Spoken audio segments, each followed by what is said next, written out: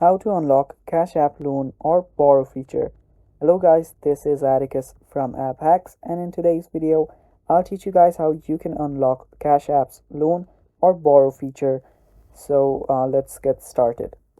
First thing, just open up your Cash App.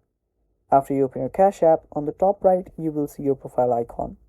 Now, not most of you people will have, your this Cash App Loans feature, borrow feature, but to unlock this, go to your profile and there you will see the support option.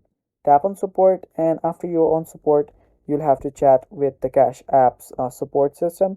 Now, Cash App support is really, good. They reply as soon as possible. So just tap on chat, and there, what you need to do is you'll need to ask them for you to just uh, enable the borrow feature. After you ask them to do that, they will soon roll out the update and you'll get the update. Just update your Cash App and you should be able to use the borrow feature. Now, borrow feature is not available for everyone on Cash App right now, so make sure that your region or your location is currently eligible for the borrow feature. So you can ask that to the support team too, and after you do that, you will be able to unlock the feature. And that is basically it, guys. That is all for the video too. Thanks for watching. Stay tuned.